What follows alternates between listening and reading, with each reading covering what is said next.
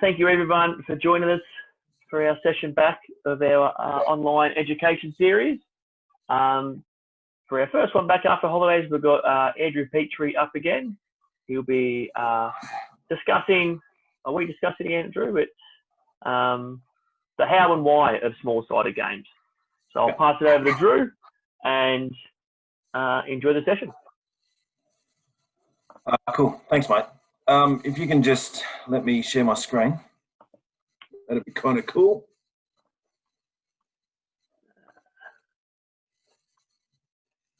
Here we go. Yeah, it should be good to go now. Yep. And then share, so you guys should be able to see my presentation, I think. Which is kind of cool. That there. Yeah, all good. We can see it now. All right, cool.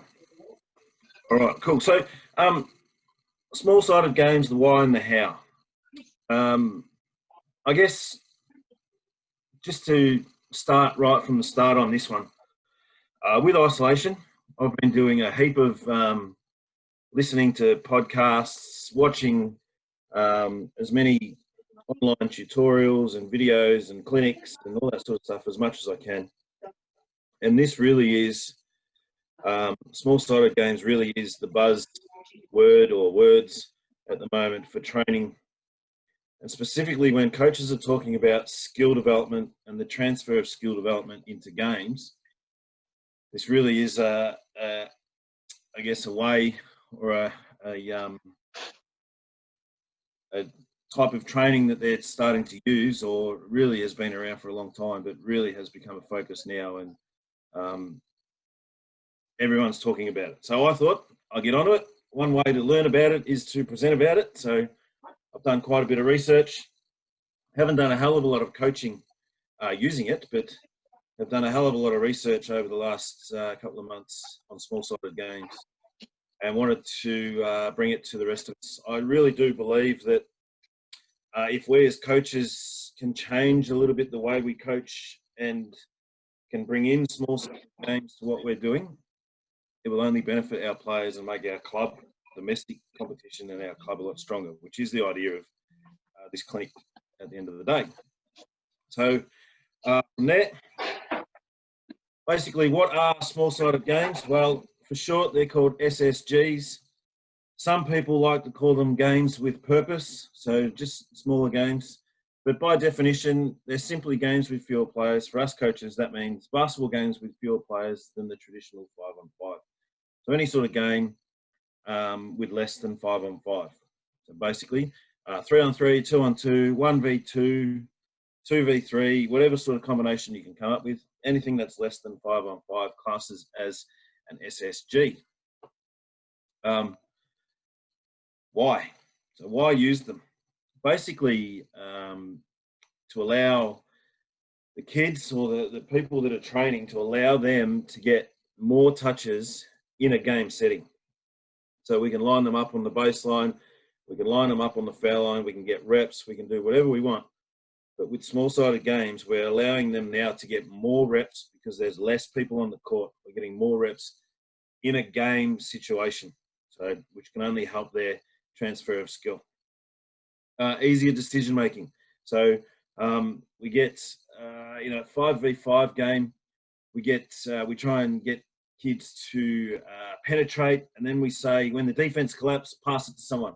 Well, in a game of 5v5, they've got 4 options to choose from, and they've also got 5 defenders in their way. So what this does is eliminates some of those options to allow for the easier decision-making and to learn the aspect of decision-making. So basically, I see 2, I want to pass the ball. If I see 2 defenders, I want to pass the ball off. If I can see 1, then I can go 1-on-1 to the ring and try and attack and try and score. So we try and teach that decision-making from an earlier point in the players' learning, and then we can layer it and make it harder and harder as it goes. It gives kids more opportunities to score. So basically, playing 3-on-3 or playing 2-on-2, they got more of an opportunity to score, hence making it a hell of a lot more fun of a way for kids to train in. Increase space on the floor. So this one here, this one's a big one. Very hard to learn how to dribble past your man when there's 10 people on the half court. No, go Can ahead. they hear me? No. Take that out, limit that out. Oh, try it And Except for coaching. shut it off, yes. we've got increase space. So, and you take those players out, and now we've got a heap more room to be able to attack the basket and learn those skills that are really important for 1v1 play. It involves everybody, so everybody is involved on the court at once. I think when we play 5v5 or when there's 10 people on the court, especially from a domestic perspective, we get one or two players that really do dominate. So they sort of take over the game and they try and do everything. Whereas if we take that away, we strip that away and we go down to 3v3 or 2v2 or another combination, it really gets everybody involved, which is a really good thing. A lot more fun for players, and we can shape and determine what skills we're working on before we go through into the game sort of setting, which we'll go through shortly. More repetitions of offensive and defensive situations. So if you want to introduce a pick and roll, if you want to introduce a handoff, or if you want to introduce how to defend somebody in the post, you can do that and get more repetitions of that particular action within small-sided games. 3v3, defend the post, 3v3, 3v3, dribble handoffs. So we'll go through some of that stuff as well.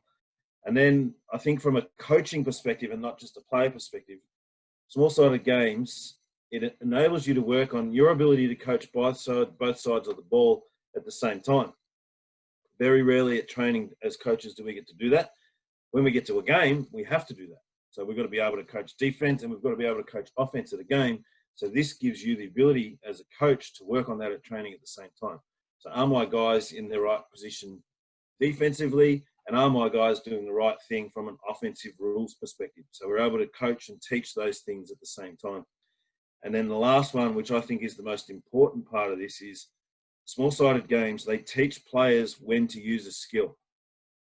So basically, fake and drive. So when can I use that skill in a game setting, which leads to better transfer of skill from training to a game. If I just move over to the next one. There we go. Better. So basically, when we're talking skill transfer, we want a lot of coaches at some point in their career will get frustrated by the fact that their kids are training really well, but we just don't see it in the game. And when that question comes up, how do I get my players to use the skills we practice at training in the games? I get asked it a lot. I know that a lot of coaches ask it a lot. I ask it a lot. These guys are great at training, but when it comes to the game, we're just not quite there yet. So basically, how do we get to do that? And to answer that question, we really need to look at the types of learning that happen within a basketball training or within a basketball practice. So two types of learning you can see there, which are block learning and random learning. Basically, block learning is the more traditional approach to practice that involves getting a high number of repetitions that repeat the exact same movement over and over again. So really, really important part of learning, for learning layups, for learning shooting, for learning passing and dribbling, and really important for the younger kids to go through that.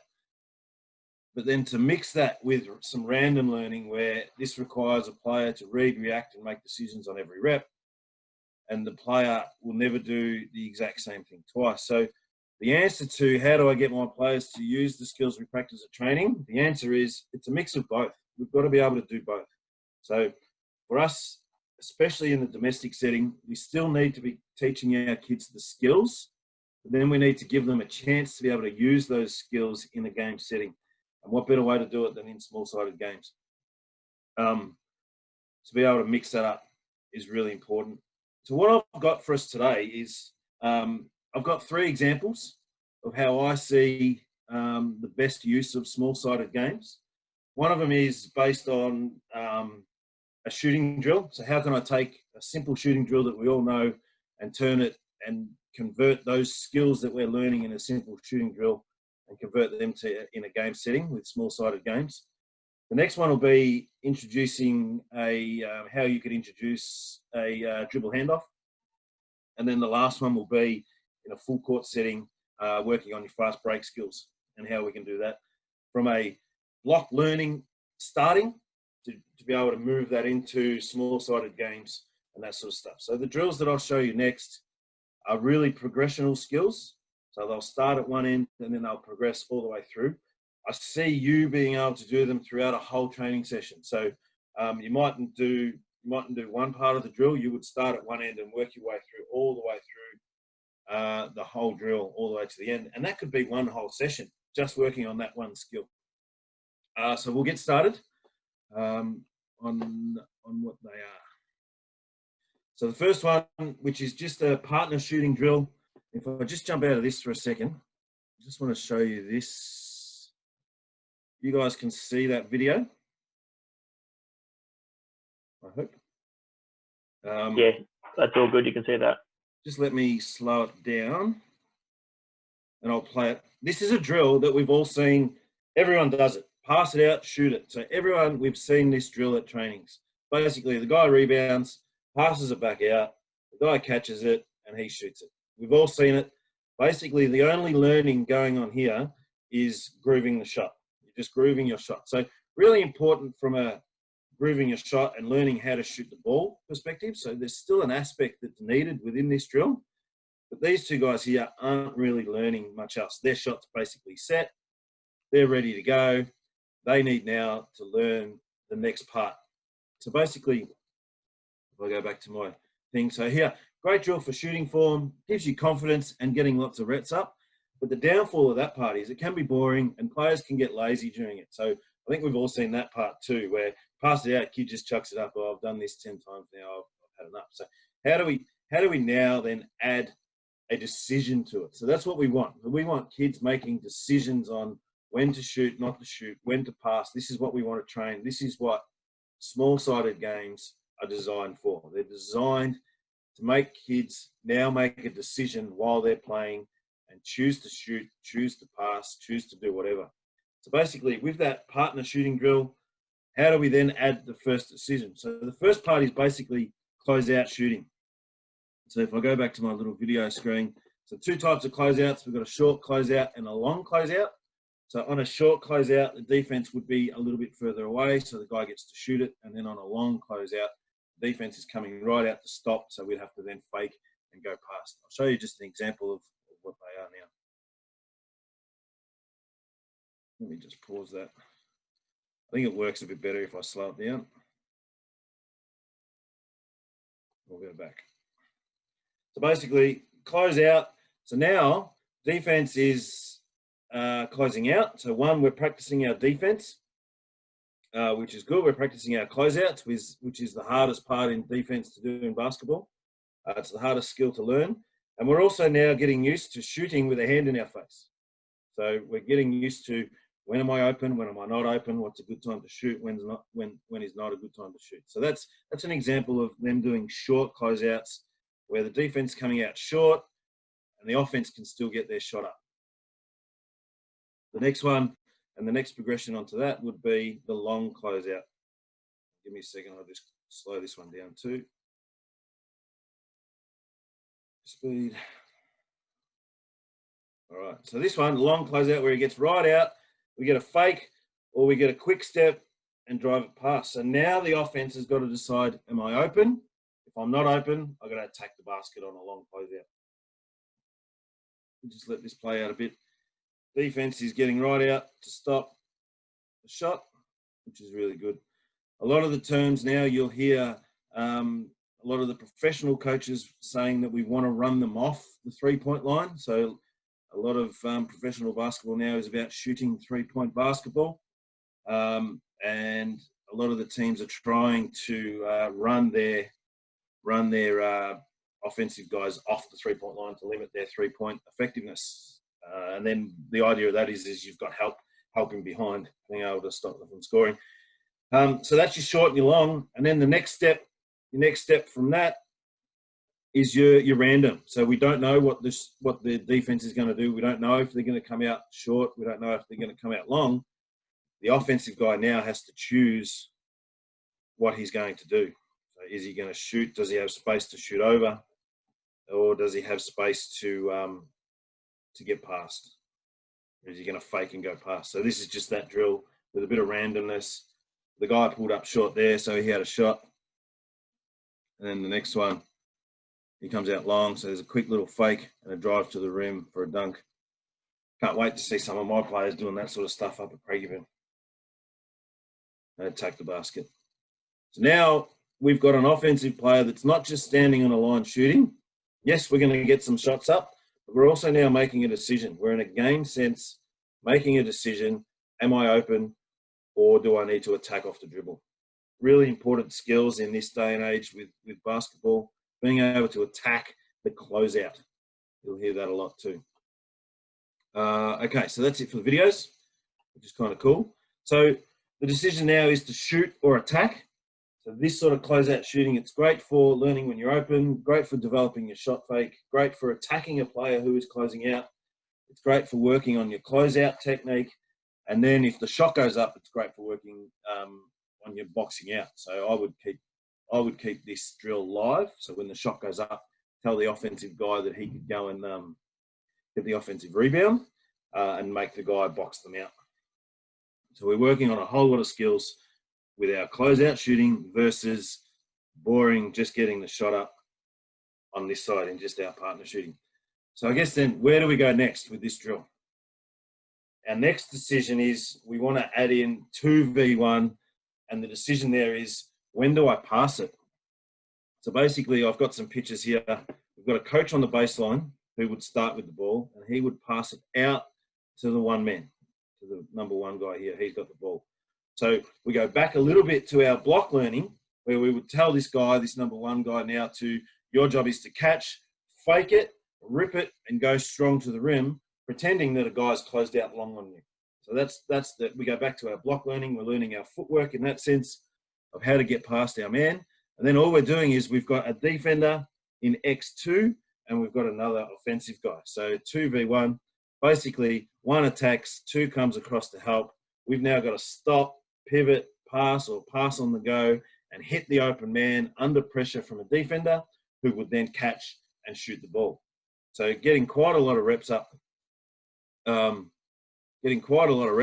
which is good, and then practicing in a game setting. So we're able to fake, pass and go, attack the rim, pass out, as you can see here, pass out, and then we're still getting our shots up, which is our block learning on our shooting and grooving our shot and learning. So great for reading the help defense and attacking the basket with your eyes up. You've now got to see if the defense has moved. Also good for positioning on your help defense. Really good for catch and shoot. And then finishing under pressure. What I like about this drill too is sometimes what you could do is when the coach passes the ball, he yells go, and get X2, the defender, to go and give number two a high five. So then he's going out and he's got to run back to help. And if he's a bit slow, then number one, if he's not there and he's got an open layup, he can just go in and lay it up. So now he's finishing under pressure with someone closing in on him and finishing off that layup under pressure. Really good way to start learning, again, when you're open and those sorts of things in a game sense. So that's 2v1. The next progression on this one here is to go to 2v2. So we want to add out the closed defender. So very similar here. X1 starts with the ball, passes it, and then he closes out. So now we've got that full closeout decision, basically to shoot it if you're open. Tell the kids to shoot it if they're open. If you're not open, fake and drive. And then we've got help. We go past the one man, two man's got to help, and then we're dishing it out just like we did in that last one. But now we're going in a 2v2 setting. You can like I said in that last one, you can have the X2, the defender here. You can have him go and give a high five to two when you say go. You can have X1 decide which side of one he'll go past. So basically here, the last step here, X1 has gone to the right-hand side. So you can nominate that and let the defender go. That way we're getting a bit easier block practice, still getting past our defender. Or you can just let him play it live. Play live, go one-on-one on that setting. And then two has to come in and help if he gets beat. It's all about progression. It's all about where your kids are at. I guess the emphasis with that one is if you see two defenders, we want them to pass. So if you've got two on you, we want kids to pass the ball. And it's a very, very simple way for them to learn that decision. If there's two on you, pass it off to who's open. Very simple way to start learning that decision, which is really good. The other emphasis, which I haven't written down here, but we really want to emphasize getting 2 feet into the key, into the paint, 2 feet into the paint on this drive. So we want to drive, get 2 feet in, that forces the defense to collapse, and then somebody will be open. In this case, it'll be number 2. He's there, ready with hungry hands, hands up, ready to catch, ready to shoot. High repetition, so you can do this really quickly. You can get through a whole lot of people. You can rotate. Really, really good drill for learning in a game setting how to attack a closeout. The next one here. So the next progression is we want to take it to 3v2. So we add in a third guy, a third offensive guy here, which is really good. So now we're starting to learn our defensive rotations. The offensive guy who is attacking has now got to select who to pass to, who's the best option. Now he's only got 2 options. He doesn't have 4 options. He's got 2 options, and one of them's a better one. So it's, again, layering that decision-making and making it easier for the kids to learn. And then executing the pass under pressure. So very often we get into games where kids hold the ball at training and they're really good and they can make easy passes. And then all of a sudden they get to a game and, well, hang on, the pressure's a lot more than I get at training. I actually can't pivot. I actually can't move. I can't pass it. We get turnovers.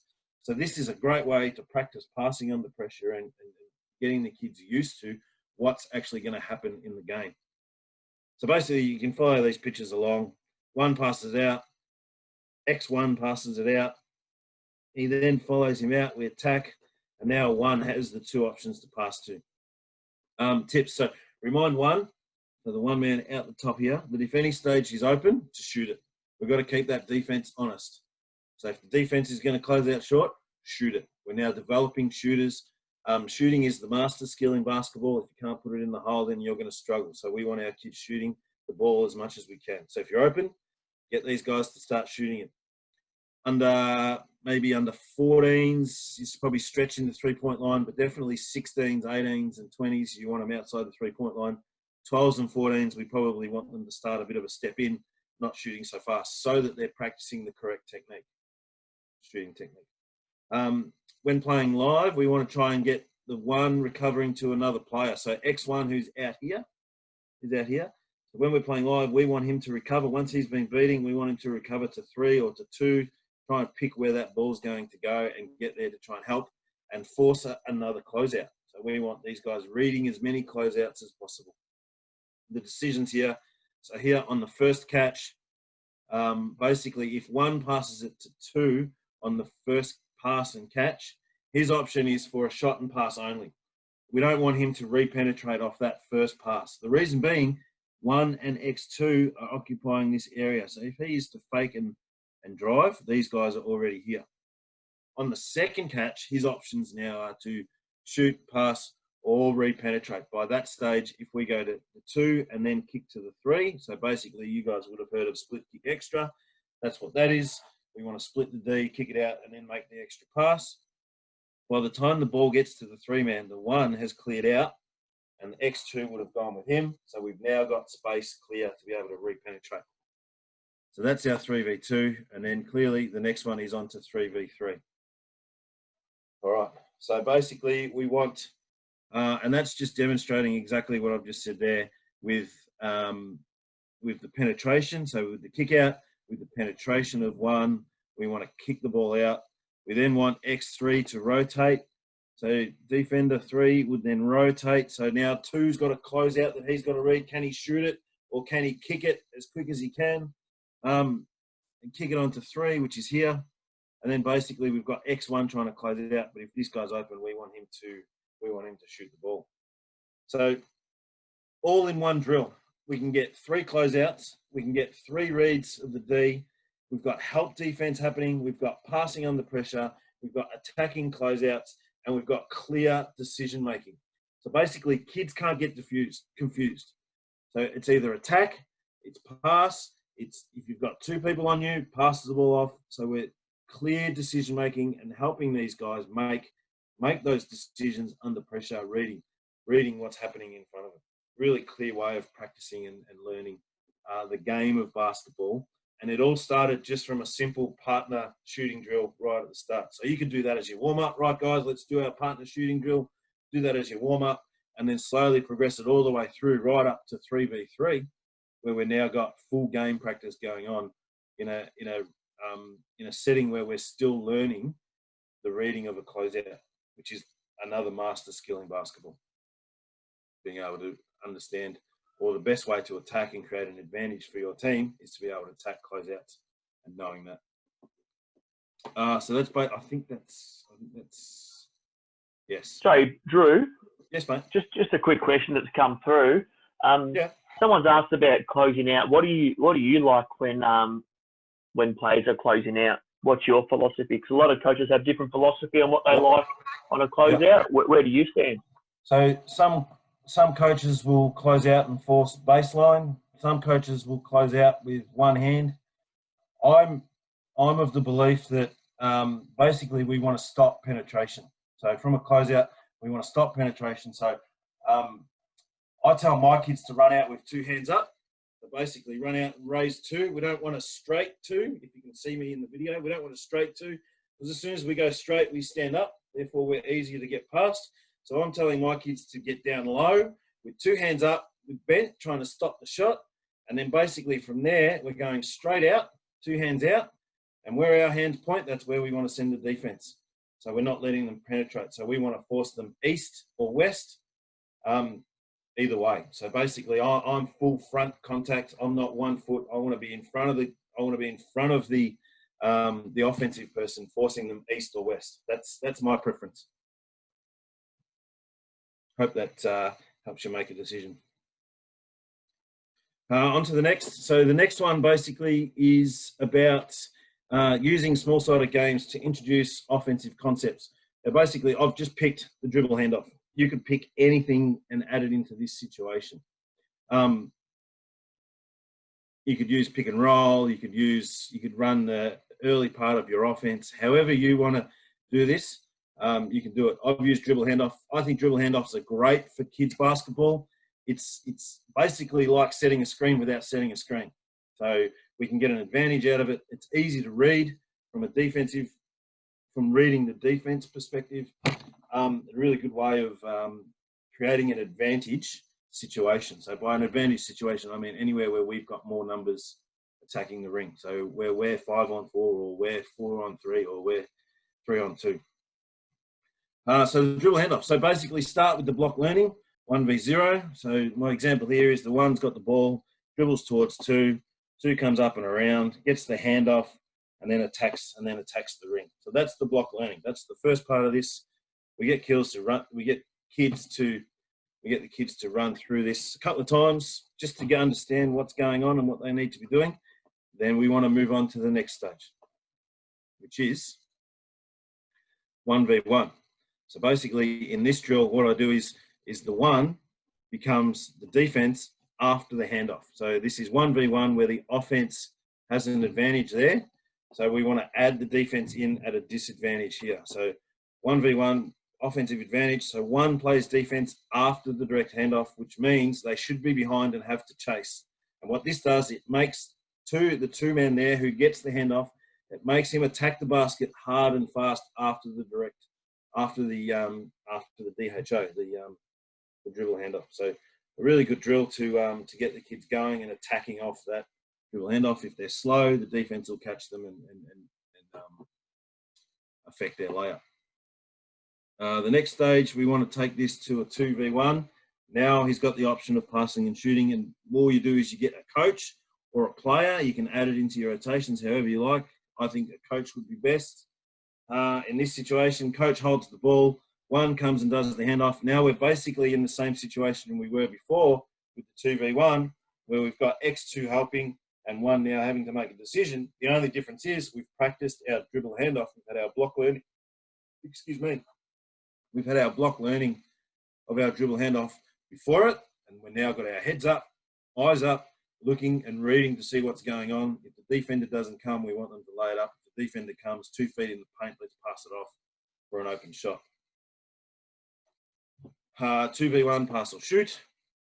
Next, onto 2v2. So very similar, but in this situation, we get 2v2, so X1 defends, so the same as before. So X1 defends, so we've got a defender chasing, so we've got the offensive advantage again. 2v2, basically set it up as we had it before. I'm over here, sorry. Set it up as we had it before, where the one man, the X1 would dribble across, the one man then attacks, and we've got the same situation, but we're going 2v2. Then go to 2v2 with defense on the direct handoff. So this one here is we get a third person in, whether that be a coach or a player, just to do the dribble handoff section. And then we've got the one man and the one defender on here now having to make a read. So we've got in this picture, the one man coming around, the defenders followed him around on this situation, and we're attacking. Really good drill to start learning the different types of reads that the defense can do, what to do if the defense comes under, what to do, not quite yet if they switch, but understanding what you can do if the defense comes under and that sort of thing. So really good drill for the dribble handoff. Again, in 2v2, kids are learning what's happening in the game. They're learning to execute the skill of a dribble handoff in a game setting so that when they come to games, they've been there, they've done that, they've seen it all before. On to 3v2 and then 3v3. So basically for 3v2, we just remove X3. So it's the same sort of thing.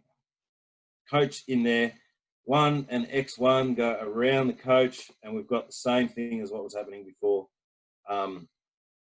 with the 3v3 execution of the dribble handoff. Really good drills. This one for creating some stuff, for creating an advantage. Sorry, not some stuff. For creating an advantage going in and attacking. We want our kids attacking the paint, penetrating, and then making a decision on what's the best option. Do I lay it up? In this situation here, if X2 is all the way across, I would be telling my kid to lay the ball up every time. If X2 comes across to cut it off, we want to pass it out. And then we've got defensive rotations. Same as before, really, when we're going in a 3v3 situation. I think this one goes up a bit more, which it does. So for the dribble handoff, we go into 4v3 and then 4v4, same thing. 4v4, we get him now as a player doing the dribble handoff. Instead, before we had a coach for the 3v3, and then in 4v4, we just play it 4v4 with a defender on the dribble handoff. So basically, all we've added is the 4-man who will now roll to the basket, who will turn and roll to the basket as a third pass option. So if 2 and 3 help, we've now got 4, we've got 2, and we've got 3 to pass to. Again, layering that decision-making for our players, keeping the decision simple, but doing it all in steps. And then with the 4v4, we've got defense. And so with this one here, 4, we're now learning the reads where 4 might switch and take 1. So we've got to read that and pass early to the 4-man. So we're still maintaining an advantage, or where 1 may go under the screen.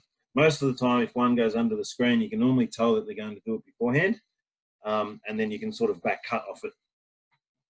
This would be my situation, would be my example in that situation.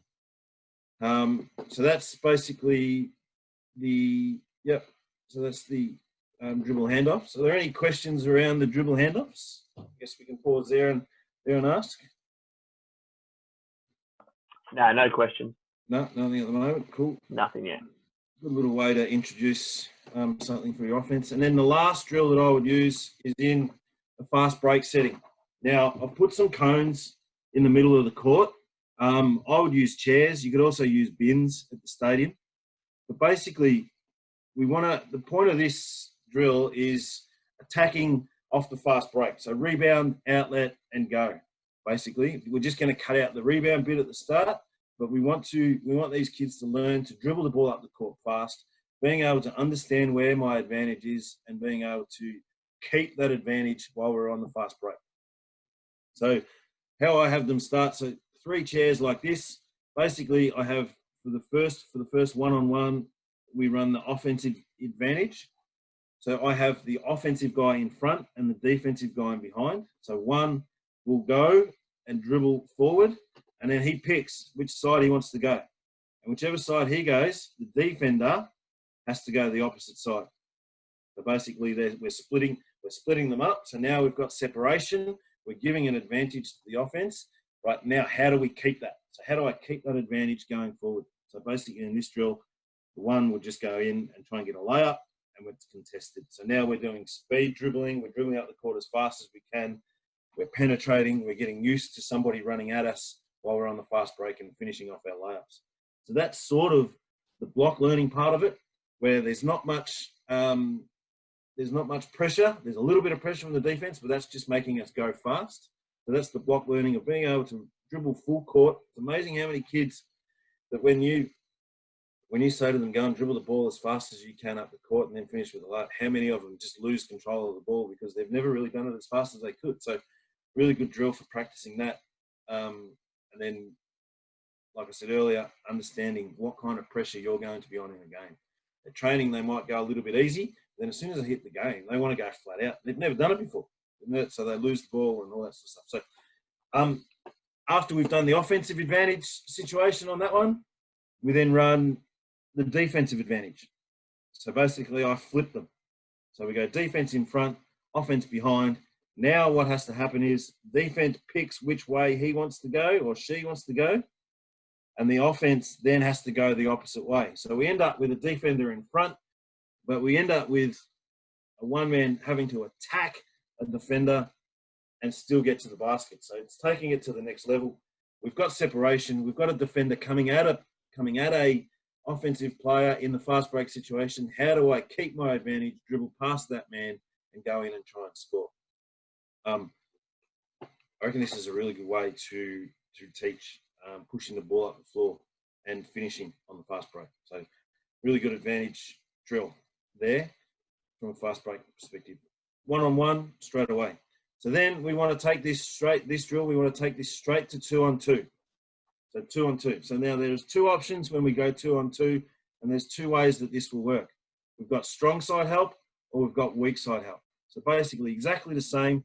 Defender in front, offensive guy comes around this left-hand side of the court where he's got a defender and another offensive player waiting down the court for him.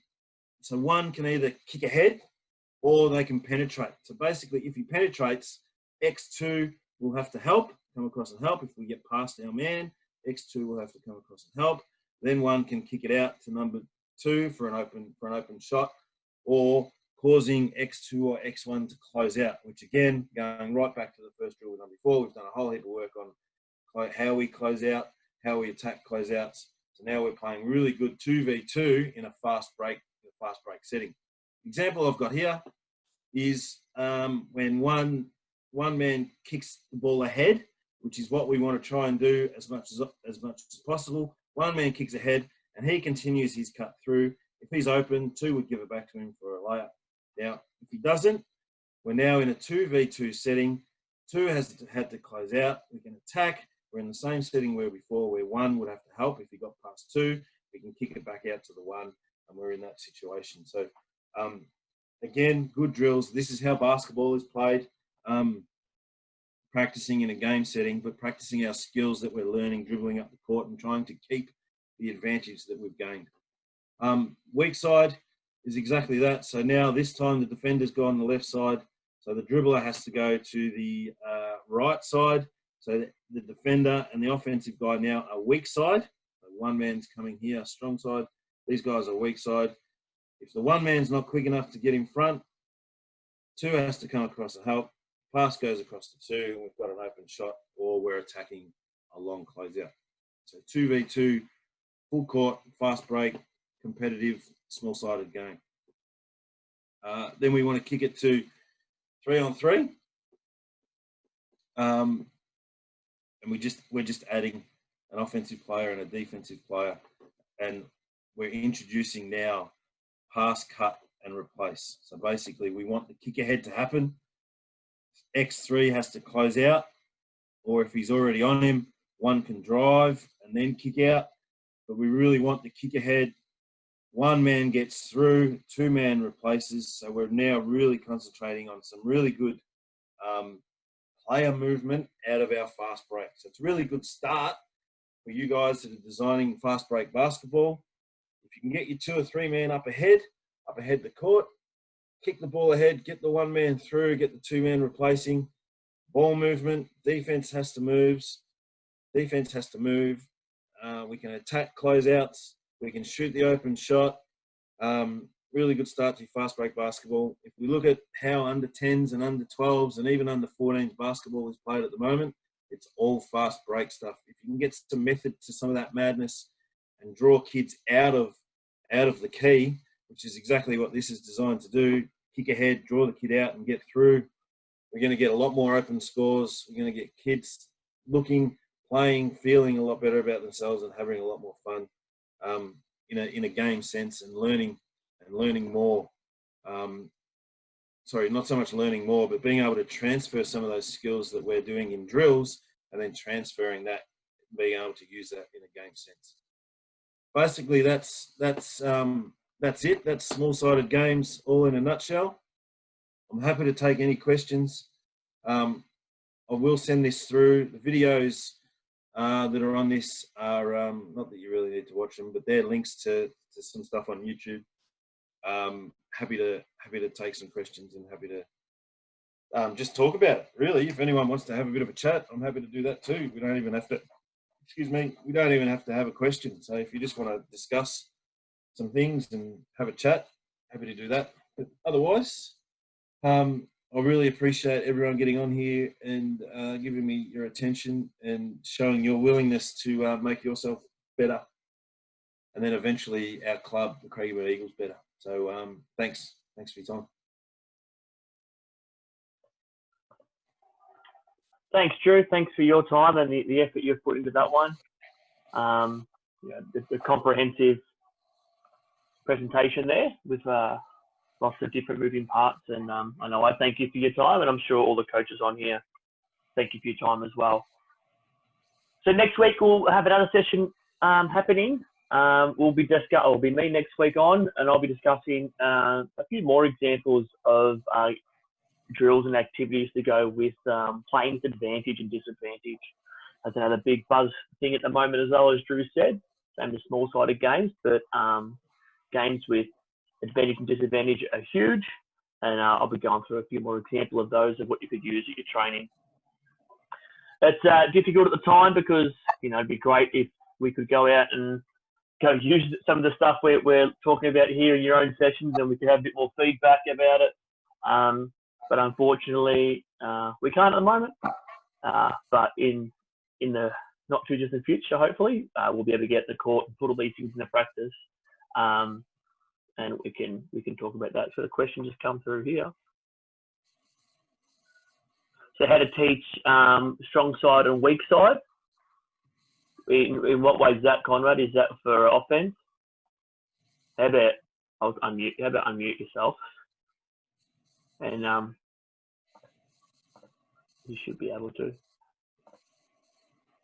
So I used it in that example from a defensive perspective, so strong side and weak side. Yep. Basically, the way I used it in that situation was strong side is what side the ball is on. Yeah, I realise that, but it's explaining to the kids how to, when you were going down the court and showing them where to attack, whether you're attacking weak side or whether you're attacking strong side. And it just sort of like, because what I see is, especially when I watch a lot of games at, say, CBA, and it's not explained to them correctly. Just ideas on how to, teach these kids what is strong side and what is weak side. Yeah, I think it's one of those ones that just falls under the category of basketball terminology. Yeah, I realise that. I think if we continue to use it and explain, not so much explain it, but if we use the terminology, like foul line, like this is the block, like this is the sideline, or that's the baseline, if we continue to use it, then the kids just pick up on it if we use terminology all the time. Strong side, the ball's there. There's normally more defenders. More defenders, yeah, that's correct. Yeah. Defending the ball as well. I guess is another way that I would sort of explain it. I don't know that I've ever had to, Conrad, to be honest. Yeah. Playing strong side or weak side. It's a really good question, though, because that's often a lot of where I struggle as a coach is explaining and trying to find the vocabulary. I can't even say that word, but trying to find the vocab to be able to explain to the kids what things are. Definitely. Great question. Yeah. No, that's all good. No worries. Thank you. Well, if there's nothing else anyone wants to discuss, we can wrap it up there. And I'll send the video and the links and everything out hopefully tomorrow morning. I should have that out to you. And then you can go through it at in your own leisure and own time if you wish. Any questions or anything you want covered in these sessions, feel free to send me an email when I email you out. Send back and say, hey, I'd love to hear a session on this. And we'll look at running those sessions. All right. I think sessions, sorry, Lockie, but I think sessions when we are back, and I know that's a big when and if, not an if, we will be back, but I know it's a big when. Sessions like this, I'd love to do with kids up at the stadium and have people in the stands and being able to see it actually happening. So I think we'll look at, and here's me saying that from a non-position of power, but I think we'd look at running some sort of clinics like these on a Sunday morning or at some stage, just to be able to do it out on the court instead of doing it via PowerPoint presentation over Zoom. But we can go over some of these when we can. Yeah, and another thing I'd love to do as well is, come to some sessions and come physically be there and show people how it's done and how it works. I know I've helped Conrad out in the past with that. I've just jumped on the court and just, jumped in there. Probably not wanted. Probably wanted me to go away. But that's all the good one, yeah. So, I love getting on the court and helping out and teaching people things, a thing or two. I know, especially on here, we've got a few younger people as well, and I'd love to share my knowledge, and I know Drew would love to share his knowledge as well. And we're looking at ways, when we do return, we're looking at different ways of how we can sort of bring back a nice, easy, controlled return and bring people back safely, and also at the same time trying to educate people as well and go through some things. So that's, definitely something that's going to be on the cards as well. And I'm sure there's a wealth of people at Craigieburn as well. We're pretty good like that, who would help out and chip in and help everyone out on all the things like that. So one thing these are good at is it gets the ball rolling, and gets people talking, and hopefully we can start having those conversations and make us a stronger association as a whole. One last thing I will say, and I know people might say that I like the sound of my own voice, but if you guys have enjoyed this and if you've got something out of this, let other coaches know. We want to try and get as many people on this as possible. So spread the word, let them know that we're doing it. If you've enjoyed it, tell them it was good. If not, tell them don't waste their time. But that's all. Try and spread the word as much as we can. If it was good, tell others. If it's not good, tell us so we can change it. Yeah, that's a good point. And make it better. Absolutely. All right. Thanks for your time tonight, guys. I really appreciate it. Email tomorrow, and I'll see you all next week. Right. Thanks, guys. Thank you. Thanks, guys. Have a good one. See you guys.